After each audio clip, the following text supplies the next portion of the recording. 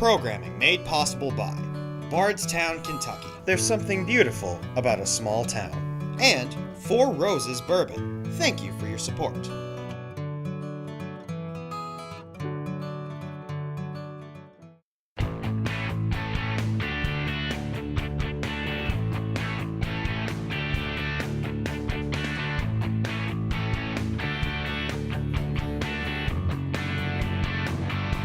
Wow, we are here in historic Bardstown, Kentucky at the Kentucky Bourbon Festival, standing outside the Oscar Getz Museum of Whiskey History. We're gonna go inside that Museum of Whiskey History and learn a little bit about the grains that it takes to make that wonderful concoction. Let's go check it out.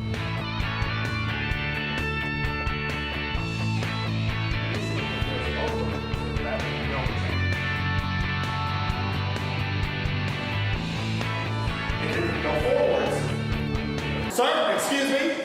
Please do not drink those samples before we start the class. So Tyler, very interesting session you just went through. Thank you. What you guys are doing, this Moonshine University, tell me just a little bit about that. So Moonshine University, we are a spirits education facility located in downtown Louisville, Kentucky. And we opened up in 2013. That's when we had our first class, was in January of that year. And what we do is we teach people how to start their own distilleries. So you guys came down today to the Bourbon Festival to talk a little about whiskey grains and what goes in there, which we had a little display here at the museum behind us on that, but we don't know how many varieties. So there are four main grains that comprise about 95% of all of the whiskeys out there. And that is corn, rye, wheat, and malted barley. So I say I'm only giving that caveat to malted barley because you can malt any grain, but malted barley has the highest enzymatic potential out of all of those different grains. And you want those enzymes to convert those starches that are present in those grains into sugar. Science. We all know I love science and bourbon. So by converting those starches into sugar, that is what those yeast are the little fungus that create alcohol. So they eat the sugar and convert that into alcohol and carbon dioxide.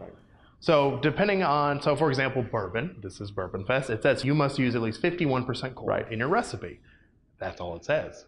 The rest is up to interpretation. So you can use any other kind of corn that you want to use. So be it, white corn, blue corn, purple corn, Caramel corn. caramel corn. Yeah, it doesn't say. Cheddar corn. Yeah, cheddar corn. I don't see any issues with that. These craft distillers, they're all alchemists in their field now because they know they can't beat these big heritage brands that are all present, here in Bardstown. They can't beat them at their own game. They know that. Why try and fight a behemoth at its own, in its own playground? So they do something else. So that's why they want to do blue corn, or Jeff the Creed, for example, out in Shelbyville, they use bloody butcher corn, right?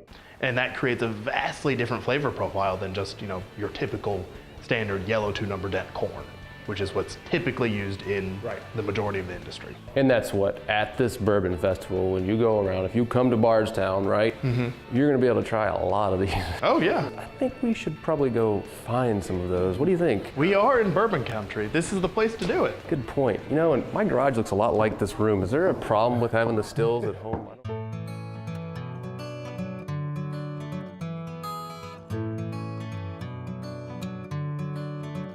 Programming made possible by Bardstown, Kentucky. There's something beautiful about a small town. And Four Roses Bourbon. Thank you for your support.